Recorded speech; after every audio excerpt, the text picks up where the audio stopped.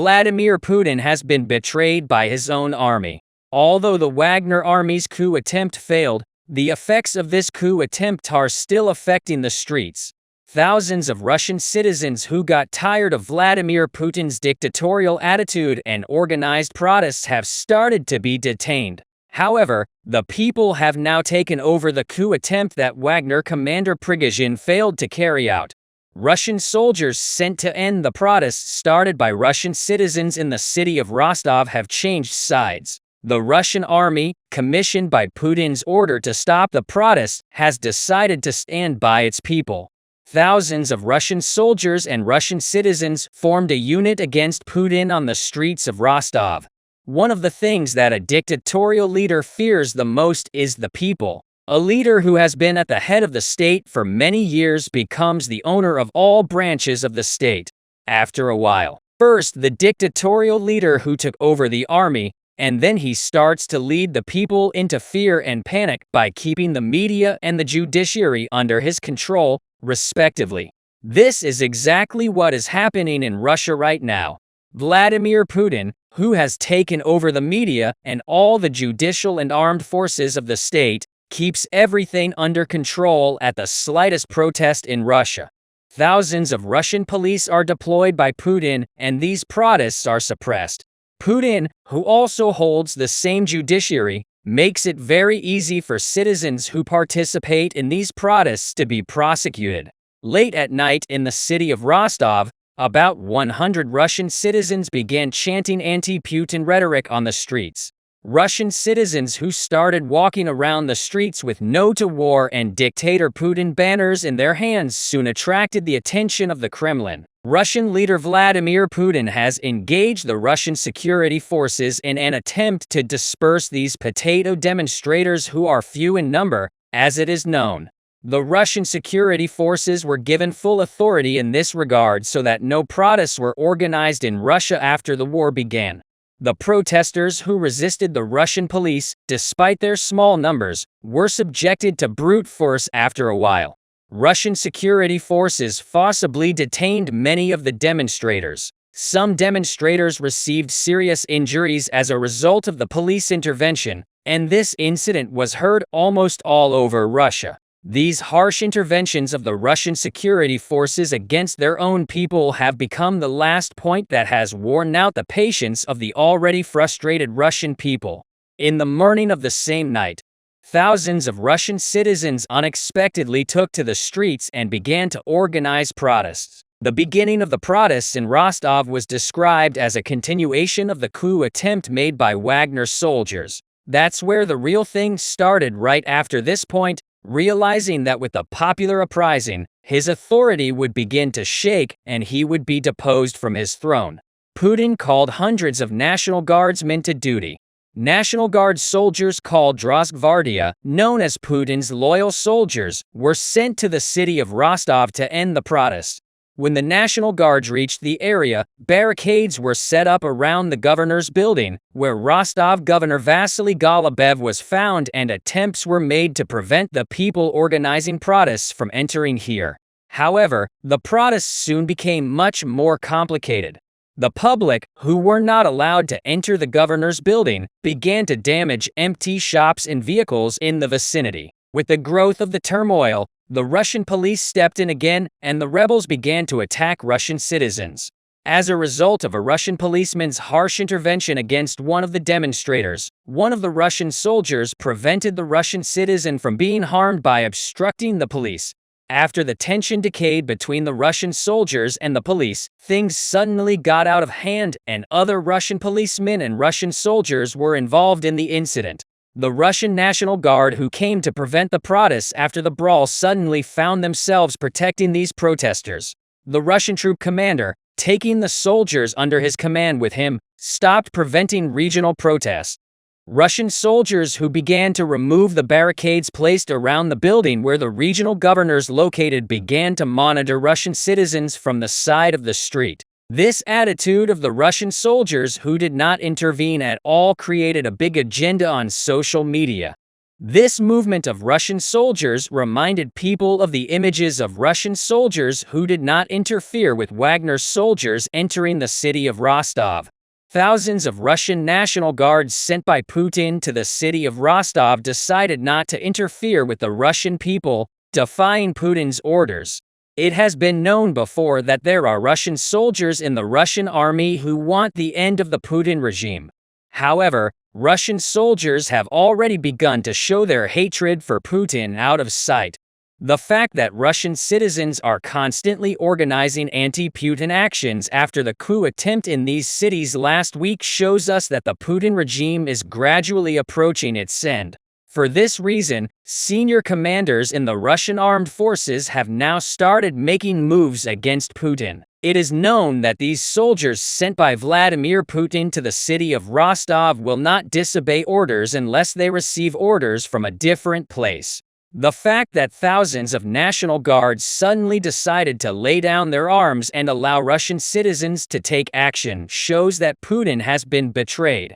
As it is known, some generals and colonels who previously served in the Russian armed forces were dismissed for treason to the state. In fact, all of these dismissed generals and colonels were known for opposing Putin. Although Putin is trying to purge senior commanders who are opposed to him within the military, he does not seem to have succeeded in this regard. Yet, due to the lack of any intervention, the number of demonstrators in Rostov continued to increase very quickly. However, the most interesting thing was to learn that these citizens who organized protests were not made up of ordinary citizens. It was thought that these protests in the city of Rostov were organized by angry people. However, with the escalation of events and the increase in turmoil, armed Russian citizens began to appear. Interestingly, these citizens had automatic weapons in their hands. These citizens who were observing on the rooftops almost like a soldier were protecting Russian citizens who were organizing protests. These citizens, everyone looking like soldiers, have created a big agenda in the Russian media. However, it was later learned that these people with guns were former soldiers who served in anti-Putin organizations in Russia, as it is known. There are a lot of anti-Putin opponents in Russia, and these opponents also have many organizations. The vast majority of these organizations are supported by some of the Russian billionaires. Some Russian billionaires support the arming of these organizations because they are dissatisfied with the Putin regime. It was learned that these armed protesters who suddenly appeared in the city of Rostov were also members of the anti-Putin organization. It seems that the people have now started arming themselves for the overthrow of the Putin regime. The members of this organization who appeared in the city of Rostov claimed that they will achieve what Wagner failed to achieve, and everyone was aware that these demonstrations were not an ordinary protest demonstration in a short time. It turned out that these protests were initiated by members of the deep state, opponents of Putin, as it is known. Reports have been shared that many organizations have been established in Russia in order to weaken Vladimir Putin. In fact, it was claimed that one of these organizations was controlled by Dmitry Medvedev, a close friend of Putin. These organizations, which turned Putin's invasion of Ukrainian territory into an opportunity, have recently become much stronger. The fact that these organizations are very much loved by the public has enabled the number of people who have become members of the organization to increase in a short time. The interesting thing is that it became known that these organizations are supported by the deep state.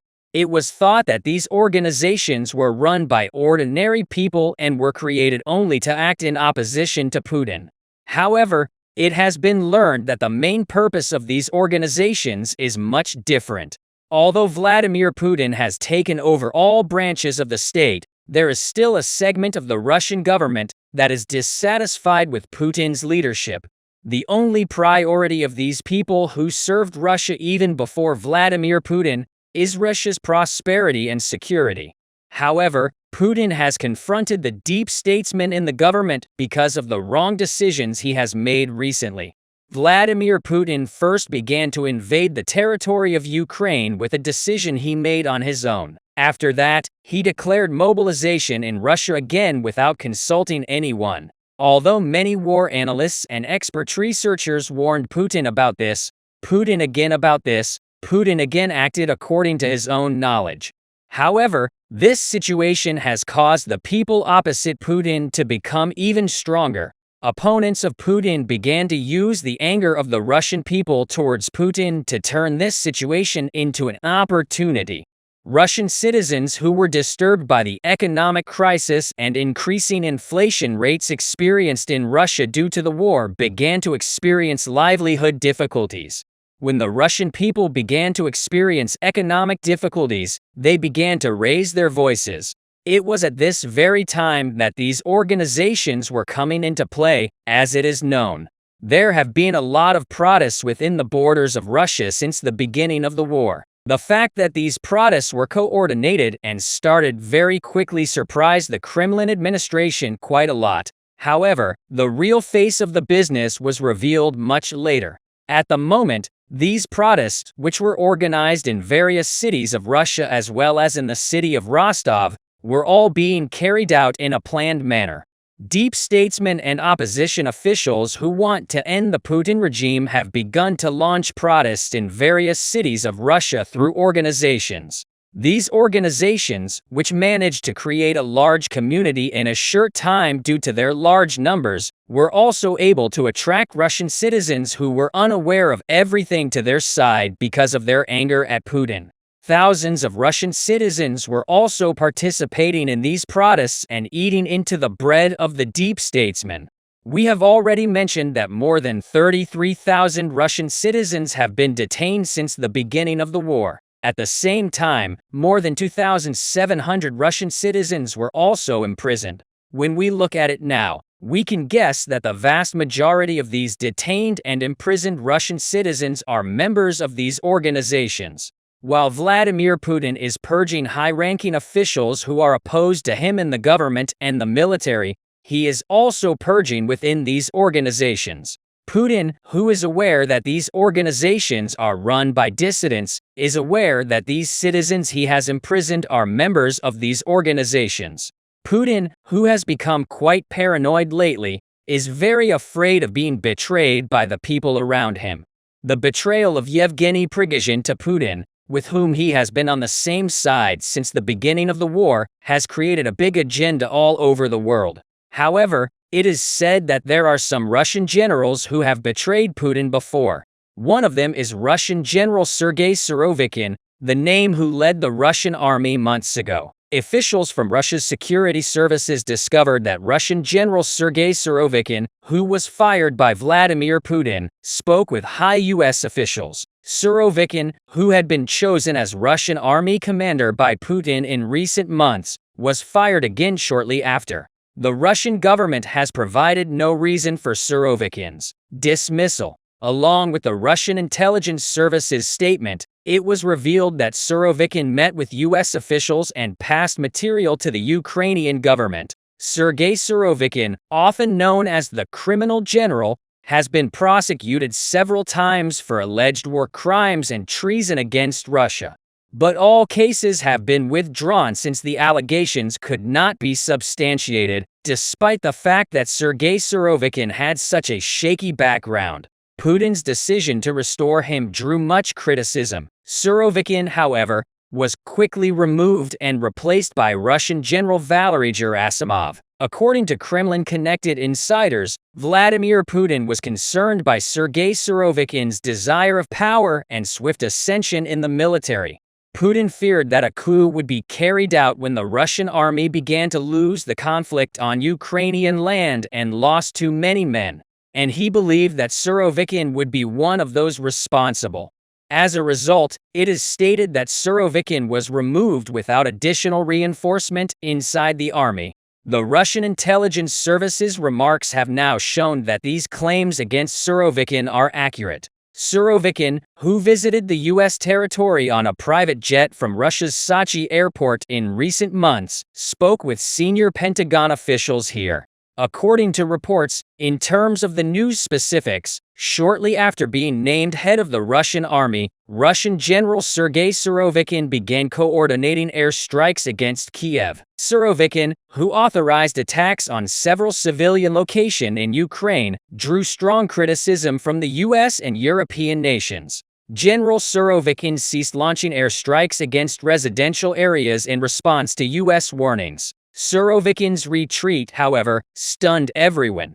Despite the United States warning, Surovikin's decision astonished Russian government authorities and charges of double-dealing against him began to surface. Surovikin, who was relieved of his command, returned to the United States months later, boarding a private jet from the United States at Sochi Airport with his own vehicle. Surovikin's bank accounts, which were discovered to have conducted meetings with several U.S. officials, were scrutinized during this visit. Officers from the intelligence service discovered 7 separate bank accounts registered in Surovikin's name, 2 of which were opened with U.S. institute loans. Furthermore, large sums of money were moved to these bank accounts on a monthly basis when it was discovered that the money transfers came from the United States. The suspicions that Surovikin was working with the U.S. grew even stronger. Surovikin was discovered to have provided information to the U.S. government weeks after the event. Russian General Surovikin was leaking significant military inventories to the U.S. government, including equipment, weapons, and armored vehicles from the Russian army inventory. Most crucially, the U.S. was notified of the location of the 8 air defense systems placed by the Russian army on Ukrainian soil. Surovikin, who was discovered to have leaked all sensitive information about the Russian military, has been residing outside of Russia for a long time, which has bolstered these findings. In a recent press release, Russian Foreign Minister Sergei Lavrov stated that certain high personnel in the Russian government have been found to have leaked material to foreign intelligence organizations without identifying anybody. Minister Lavrov implied that this individual had previously served as a high-ranking officer in the Russian army, but it was abundantly evident that this individual was Russian General Sergei Surovikin. Shortly after Minister Lavrov's remarks, it was revealed that the officer charged with treason based on intelligence gathered from Kremlin-connected sources was Russian General Sergei Surovikin. It is thought that the Russian government has not implicated anyone in this case, and Sergei Surovikin is likely to return to the country. The fact that Russian General Sergei Surovikin was chosen by Putin and then promptly removed drew a lot of attention. Surovikin's firing was regarded to be the result of Putin's paranoia. Sergei Surovikin's quick ascension to prominence was posing a serious challenge to Putin's leadership. After being named army commander, Russian General Surovikin formed his own special forces and deployed them into Ukrainian territory. Surovikin organized a unique unit with the great majority of the men he had previously served with in Syria. He deployed these men whom he trusted to fight on the front lines of the Ukrainian war. Surovikin launched repeated raids on Ukrainian land as soon as he gained office, which fueled Russian forces. Motivation. The Russian army, which had been waiting quietly for a long time, believed that such a general was required. Surovikin was thus regarded in high regard by Russian soldiers as a result of this. Surovikin's dominance of the army in a short period of time, along with the fact that Vladimir Putin's leadership was no longer required, posed a significant challenge to the Putin dictatorship. At the moment when the people began to rebel, Vladimir Putin was terrified of a coup attempt and began to take precautions to guarantee that such an event did not occur. The first thing Putin did was raise the number of Russian National Guard personnel and decide to expand their headquarters.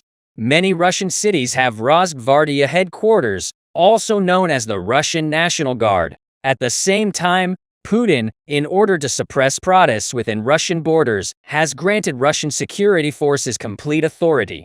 If Russian civilians came to the streets to oppose the war, the Russian police had the authority to detain or arrest them. At the same time, any anti-war or denigration of the Russian military news is prohibited on Russian state television. Furthermore, access to independent internet journalism sites operating in Russia has been restricted since the start of the battle. Almost 200,000 websites in Russia have been barred from access.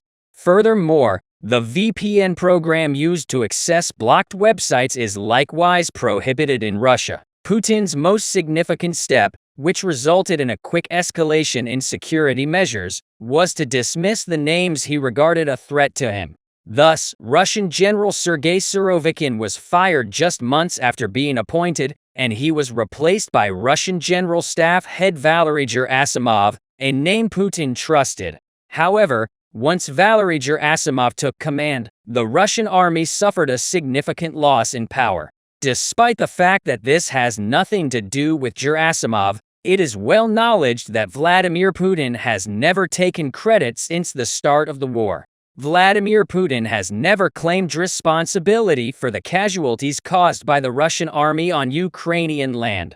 As a result, the Russian government refuses to reveal the inventory of the Russian army lost in the battle, as well as the number of troops who died. Putin, who has declared that this information is a state secret, is concerned that the Russian people would revolt if they learn about it. The Ukrainian government, on the other hand, continues to disclose updated conflict data on a monthly basis. The Russian government, however, contradicts the facts that Ukraine has announced.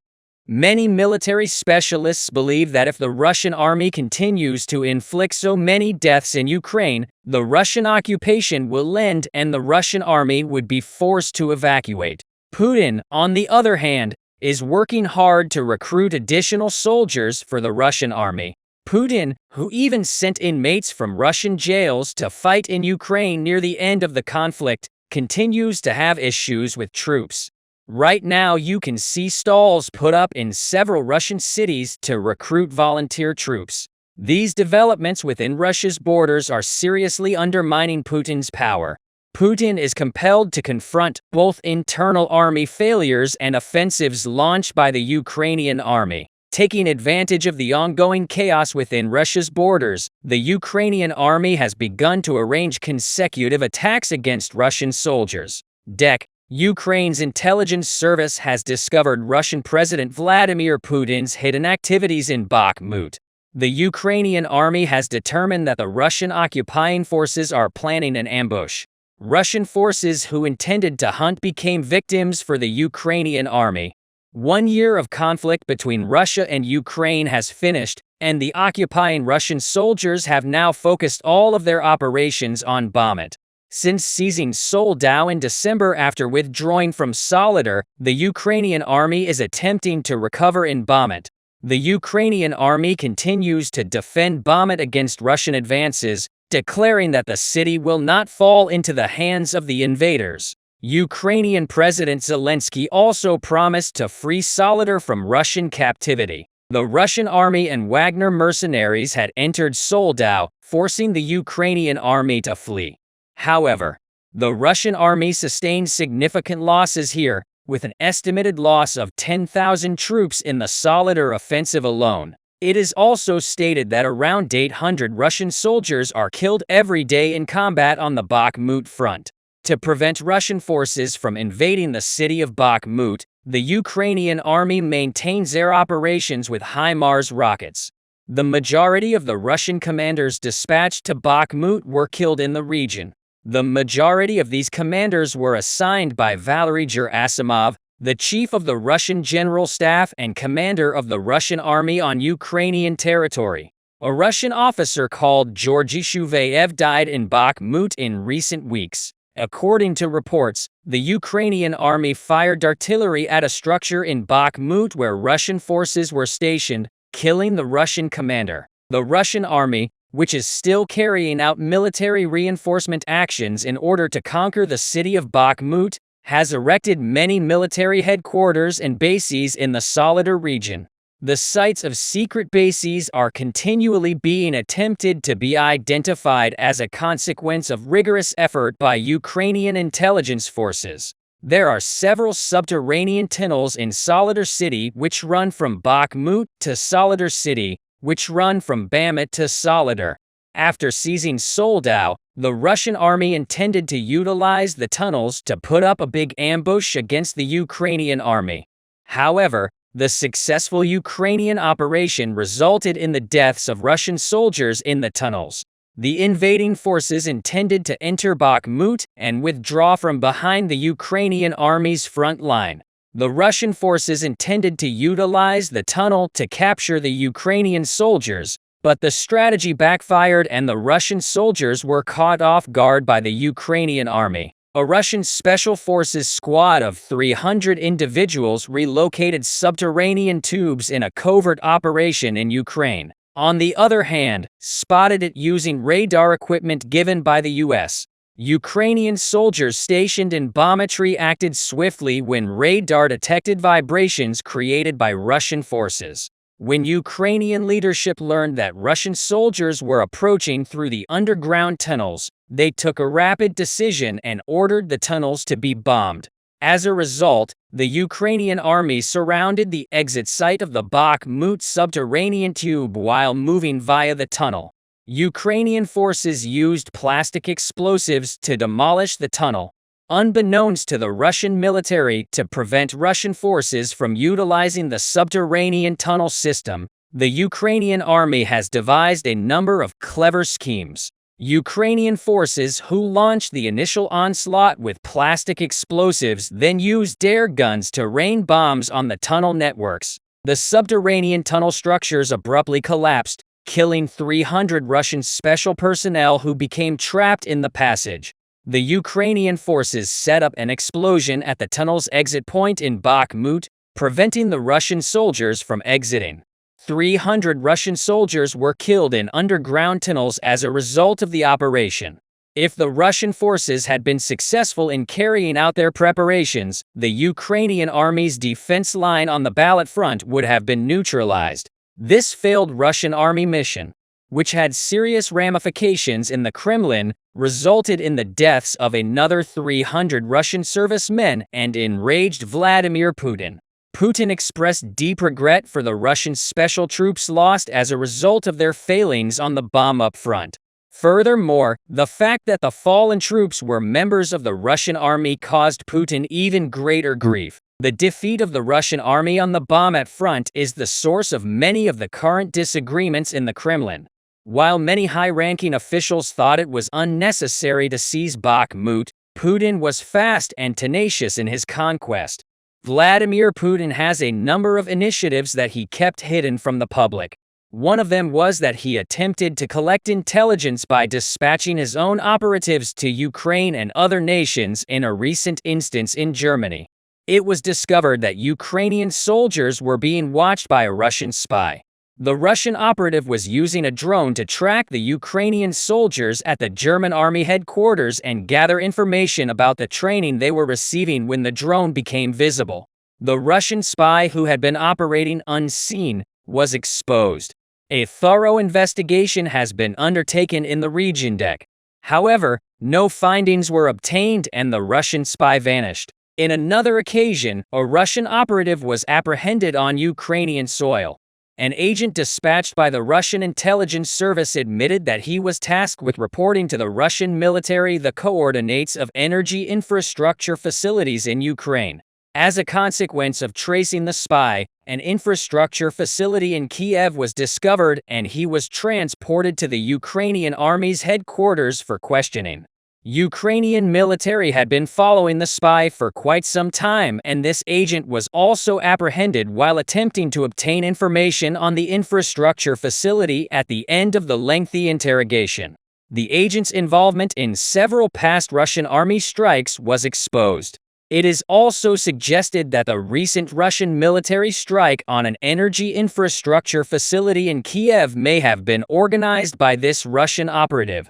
In recent months, it has revealed that the Russian army's attack on Kharkiv was directed by a Russian operative. Ukrainian soldiers stationed in an abandoned building near Kharkiv were unexpectedly targeted by Russian aircraft. According to the information gathered, the arrested Russian spy communicated the location of this building with the Russian army, according to Ukrainian intelligence. Vladimir Putin dispatched several Russian spies to assist the Russian army, which was unable to give him with the effectiveness he desired on Ukrainian soil. Vladimir Putin is growing increasingly concerned about the Russian army's rising casualties. As a result, Putin is employing a variety of strategies to undermine Ukraine. The Russian army sustained around 150,000 casualties in the Ukraine conflict, significantly reducing the force's size. The vast majority of those killed were troops who joined the army after Putin's partial mobilization order. However, Russian opposition figures claim that Russian nationals enlisted into the army through partial mobilization are poorly trained and lack adequate understanding of the fight. Despite this, Vladimir Putin continues to send his own compatriots to their deaths in Ukraine, despite the fact that they have no combat experience or understanding. These fresh Russian army recruits are being pushed to the front lines. Commanders are putting their lives in jeopardy by sending these inexperienced soldiers into dangerous places as if they were on a suicide mission. This is making Russians very uncomfortable, and they are starting to express their displeasure with the administration. There is now speculation that Vladimir Putin will decide to mobilize once more if he makes such a choice. It is unavoidable that people would turn to the streets and organize protest. Such a decision, which might be made in Russia, is expected to spark a tremendous rebellion. Such an act might spark widespread resentment and movement. The Russian people believe that such a choice is unacceptable, and the country's political climate is also shifting in this direction. One of the things that a dictatorial leader fears the most is the people. Russian leader Putin may have prevented the coup attempt that Wagner soldiers tried to carry out. However, it is very difficult even for Putin to suppress an uprising started by the people. The anger of the Russian people towards Putin is quite a lot right now. For this reason, Russian leader Vladimir Putin is trying to approach his people quite leniently. A popular uprising could end the Putin regime.